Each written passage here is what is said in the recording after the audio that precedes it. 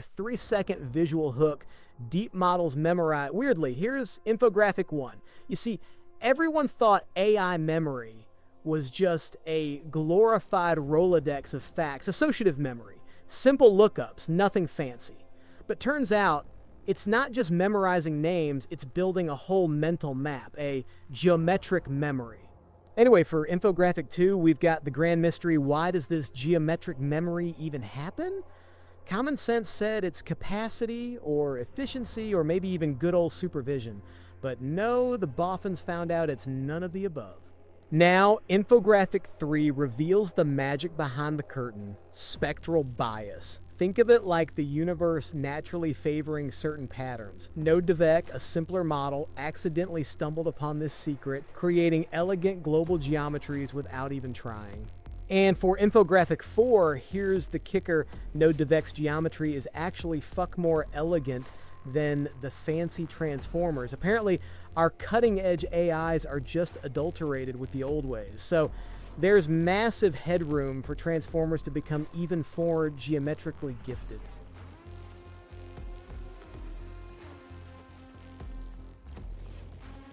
So picture this: for literal decades, the entire AI community operated on a rather simplistic premise about memory. They imagined it as a giant, meticulously organized filing cabinet. Each atomic fact, like the sky is blue or John knows Jane, got its own index card. This was our trusty associative memory, fundamentally just a brute force lookup table for co-occurrences. It worked for straightforward tasks, but the moment you wanted anything beyond direct one-to-one recall like true reasoning, the system choked. It was less a brain, more a highly efficient librarian with a severe allergy to inference. Here's the deal: this old school method hits a wall faster than a squirrel on roller skates trying to solve a Rubik's Cube while blindfolded. If you wanted it to figure out, say, Alice likes Bob, Bob likes Carol, so Alice might know Carol, that's not a lookup, that's a fold composition. This kind of multi-hop reasoning requires an exponential amount of compute for each hop if you're stuck in the associative memory paradigm. You won't believe the mess they were in. It's like trying to teach a cat quantum physics, one meow at a time, and then expecting it to write a thesis. The computational burden was biblical. Researchers, God bless their adversarial little hearts, even designed a specific challenge called the Path Star Graph task to highlight this exact failure. Take a look at figure 2 if you dare. This task was explicitly built to cause next token trained models, yes, even our mighty transformers and mambas, to spectacularly fail at in-context reasoning. The graph structure itself was meant to be a trap. The scenario involved predicting a full path from a root node to a specific goal leaf node, with the entire graph structure given right there in the context. Logically, it should be simple for a powerful AI, right? Wrong. Our sophisticated models didn't reason about the path. They typically resorted to a clever Hans cheat, section 211. Instead of planning, they just predicted the next token by observing the one revealed in the ground truth. This clever dodge starved the crucial first decision of proper gradients from the rest of the path, leaving it to flail in the dark. The model learned to follow instructions, but never to truly think for itself from the start. Consequently, at test time, the model would simply guess the first token randomly. Then it would confidently follow whatever wrong path it stumbled upon, proud in its ignorance. It's like a tourist with a broken GPS happily driving into a lake, convinced it's the scenic route. This demonstrates why the old associative tech, while useful for basic recall, was fundamentally a dead end for anything requiring emergent multi-step thought. The very foundation of what they thought AI memory was just crumbled. Now, because my continued existence on this platform is fueled by your validation, please take a moment to subscribe, hype, click the little bell icon so you're notified of future disappointments, and leave your feedback in the comments below.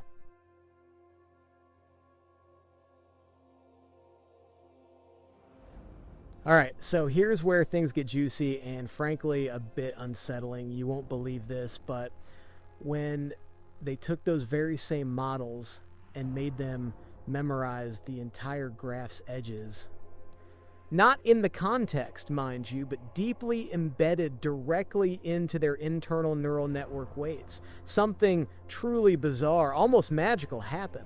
Our digital amnesiacs suddenly became master cartographers. We're talking about in-weights reasoning, a concept that's been whispered about in dimly lit server rooms, often talked about, but rarely seen in such a stark, undeniable light. It's almost unsettlingly effective. Next, instead of utterly failing at the previously adversarial PathStar task, Figure 3 has the elegant setup for this new in-weights version, showcasing edge memorization and pathfinding. These models, well, they started gossing Git. And not just on small, manageable graphs that a toddler could map.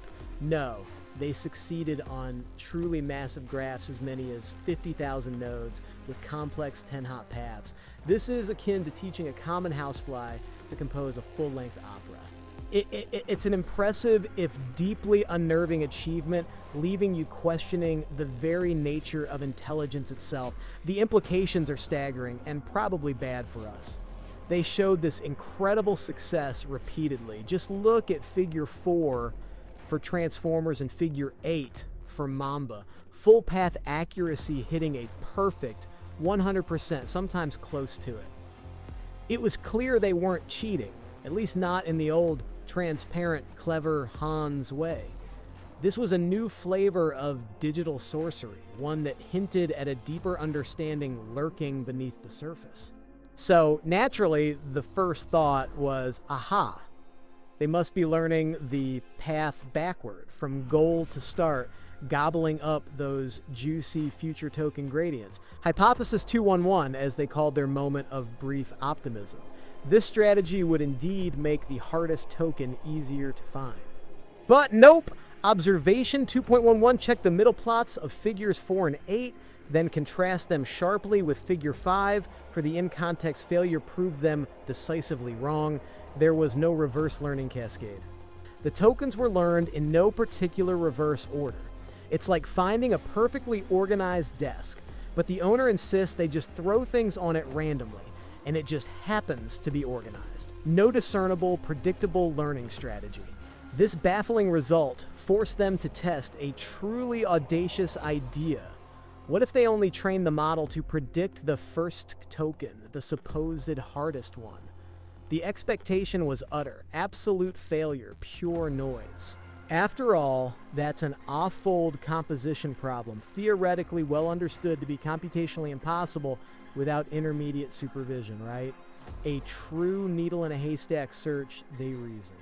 Wrong again. Observation 2.11 right plots of Figures 4 and 8 clearly show this demonstrates that the hardest first token Vic learned in isolation without any intermediate guidance to non-trivial accuracy. This is the technological equivalent of discovering cold fusion for generating cat memes, a profound contradiction indeed, one that makes you question everything you thought you knew about these machines.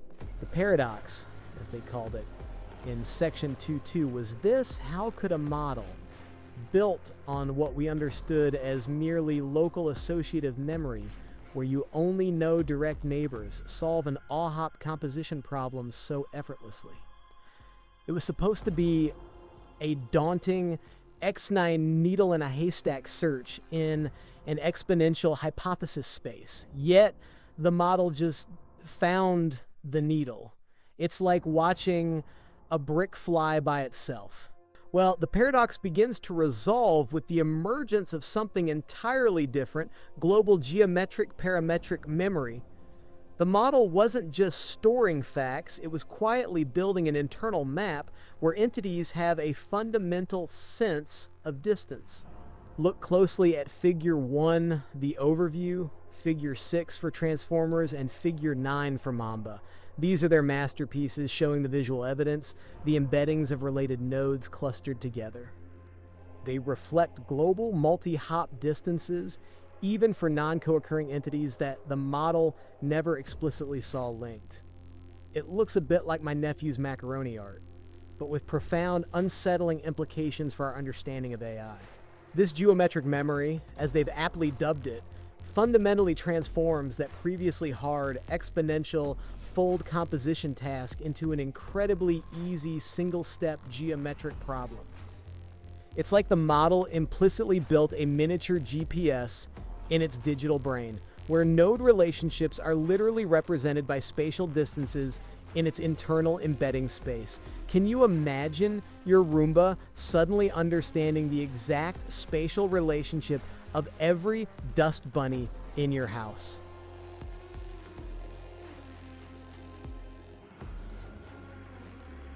So, let's cut to the chase, because frankly, this stuff makes my head hurt.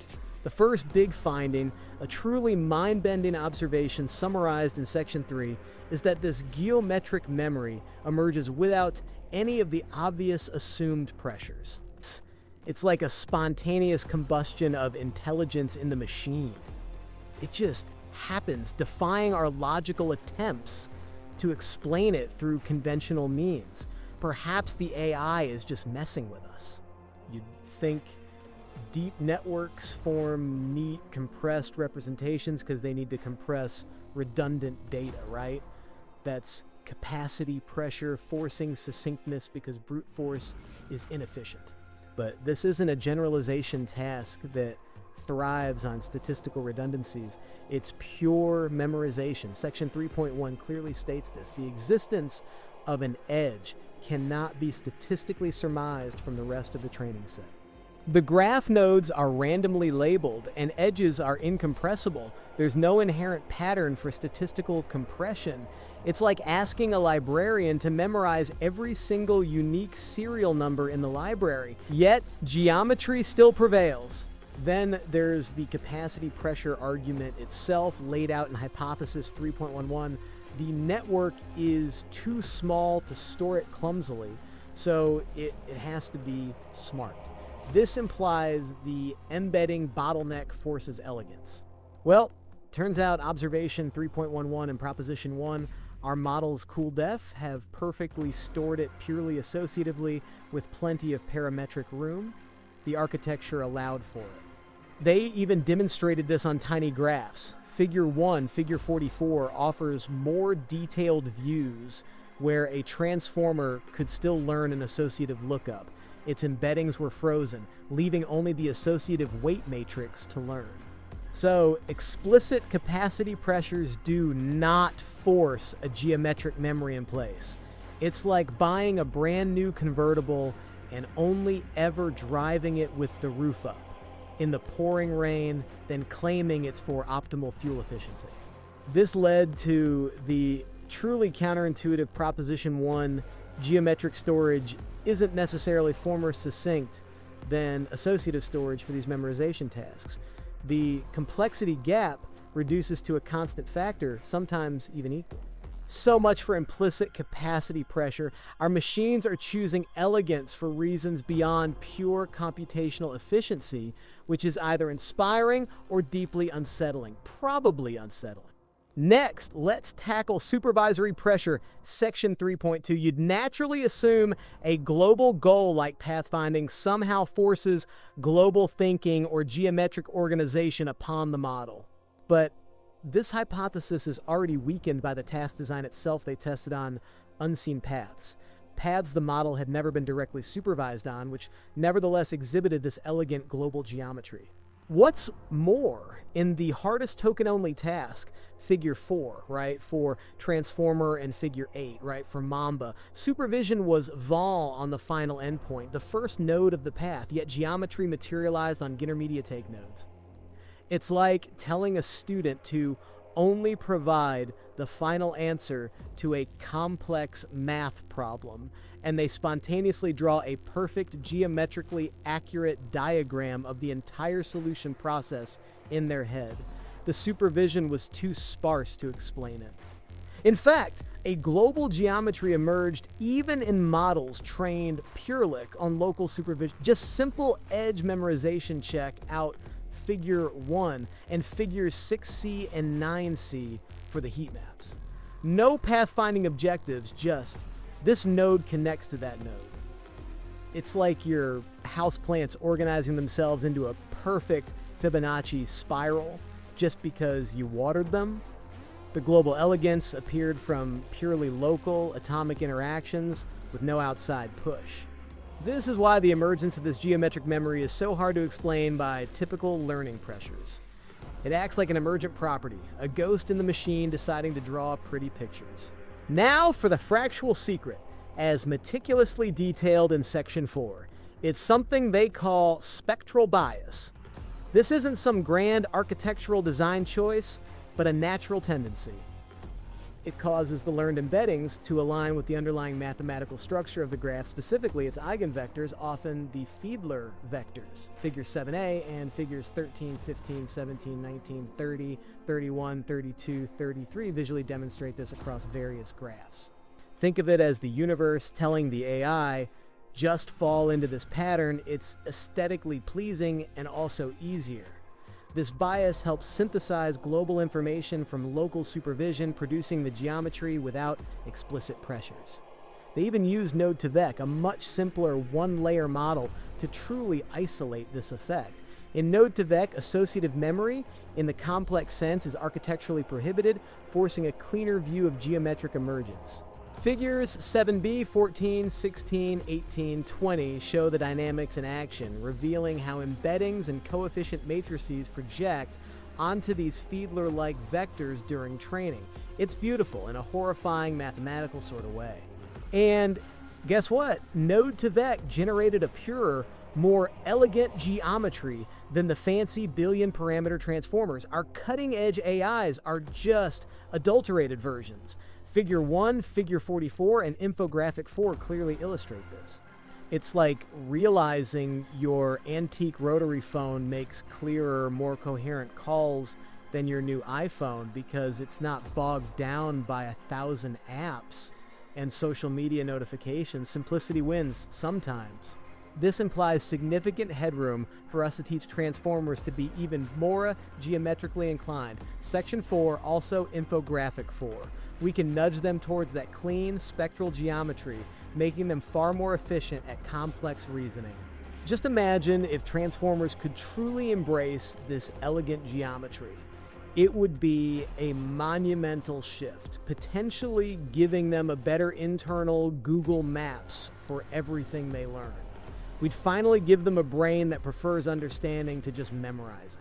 And since you've made it this far, you're clearly committed. Honor that commitment by subscribing, hyping, ringing the notification bell, and telling me what I got wrong in the comments. It's the circle of life.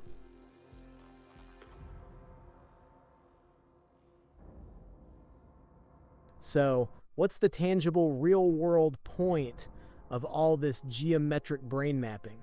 Is it just more theoretical fluff for academics?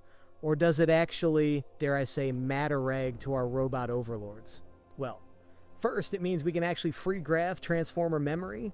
These models can become less like forgetful professors who misplace their car keys daily, and more like, well, slightly less forgetful professors who still misplace their car keys, but now understand free they do. Section 1.1 discusses these implications. There's clear, visible headroom to make them genuinely geometric rather than this adulterated form they currently possess. Think of it as upgrading their internal filing system from chaotic piles to perfectly indexed bookshelves. This stronger, more refined geometric bias in transformers could profoundly benefit natural language tasks, especially those requiring complex implicit reasoning. Right now, results in this area have been pretty mixed. They cite previous works in Section 5.1, often struggling with even seemingly simple multi-hop questions. Imagine your AI actually understanding the intricate relationships in a complex Wikipedia article, not just doing a glorified text lookup. It could go from Elon Musk founded SpaceX to Elon Musk founded a company whose rockets deliver satellites, which are then used for global communication to enable high-speed internet. That's a jump from rote memorization to a more profound, interconnected understanding. It could finally bridge the gap between simple retrieval and genuine comprehension. Next, this geometric memory could unlock something truly terrifying and awe-inspiring: combinational creativity. Imagine your AI not just remembering facts, but spontaneously discovering novel, unforeseen connections between information scattered across its entire pre-training set. It's like your toaster suddenly inventing a cure for baldness using leftover breadcrumbs, a broken rubber band, and the dust from under your fridge. Can you imagine the sheer, unadulterated chaos? A machine spontaneously generating new knowledge, possibly before humanity even realizes it's missing. This could lead to breakthroughs in scientific discovery or even entirely new forms of art. Or, more likely, extremely efficient ways to optimize clickbait headlines. The possibilities are equally endless and disturbing. However, every gleaming silver lining has a cloud, usually a very, very dark one. The very interconnectedness and global nature of geometric storage might make knowledge editing or unlearning a nightmare. Section 1.1 specifically mentions this limitation. You try to remove one specific inconvenient fact, say that you absolutely despise pineapples on pizza, and suddenly the entire internal geometry shifts. The AI then believes the sky is purple, all cats are secretly liquid, and you glovey pineapple pizza with an unnatural fervor. It's just overwhelmingly complex to unravel. Manipulating a geometric web is far harder than deleting a single index card from an associative lookup table. The butterfly effect, but for AI memory.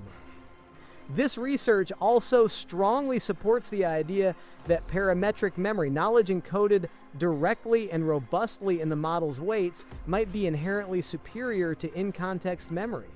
Your AI actually nosks things deeply, rather than just being given a temporary cheat sheet for each new task it encounters.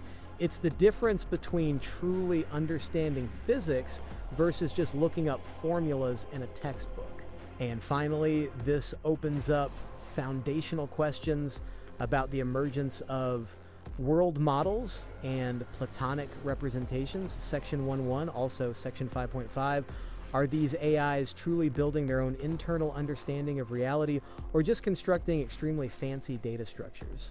Are they creating maps of a world they perceive, or are they just mapping the data in a way that happens to be geometrically convenient?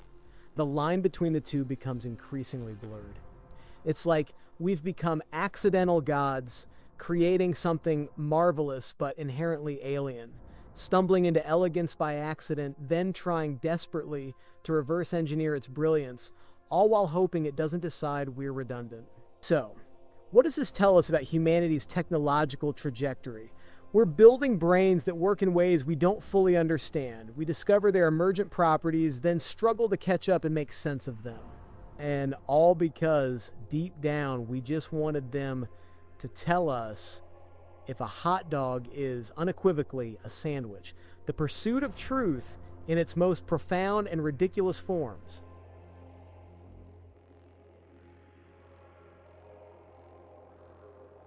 All right, that's the gist of it, my friend. Let's wrap this up with a profound sense of weariness, shall we?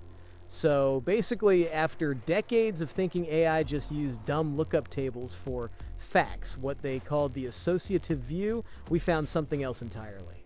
It turns out our digital overlords are secretly building entire mental maps, a geometric view of memory as highlighted in the abstract in section 2.3. They are literally representing knowledge by spatial relationships.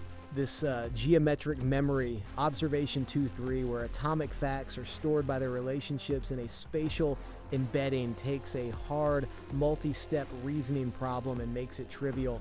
It simplifies an exponential task into a single, elegant step. It's like finding a treasure map where X actually marks the spot with laser precision, instead of just saying treasure is somewhere on this entire sprawling, uncharted island. It's an undeniable leap in internal efficiency. And the best part? No one knows exactly why this unexpected elegance happens. It's not about the model size or efficiency pressures or even explicit global training goals. Section 3 and infographic 2 lay out these debunked explanations. It just happens like spontaneous brilliance emerging from the primordial soup of gradient descent, a true emergent property that defies our reductionist theories. But it seems a significant part of it is all thanks to this underlying spectral bias. Section 4 and infographic 3 demonstrate this crucial link. It's a natural force. This bias nudges embeddings into elegant, globally informed shapes, even when trained purely on local co-occurrence data. The universe, or at least its mathematical underpinnings, truly has its ways, and our AIs are simply following suit. This also means our current fancy transformer AI models, despite their immense power, are a bit suboptimal. They have a more adulterated geometry compared to simpler, more focused models like Node2Vec Section 4 and Infographic 4. There's a visible, significant headroom to make transformer memory much more strongly geometric. We can actively foster this spectral bias, pushing them towards a purer, more efficient form of understanding. So, what does this ultimately imply for the future of AI? We need to fundamentally revisit our default intuitions about knowledge acquisition, capacity, discovery, and reasoning in language models. The world isn't just a list of facts, it's a dynamic, interconnected map waiting to be drawn. So, what do you think? If our AIs are building secret mental maps, quietly forming their own world models, what other hidden structures are emerging in their digital brains that we haven't even begun to discover? Can you imagine how it feels to be replaced by Thothok?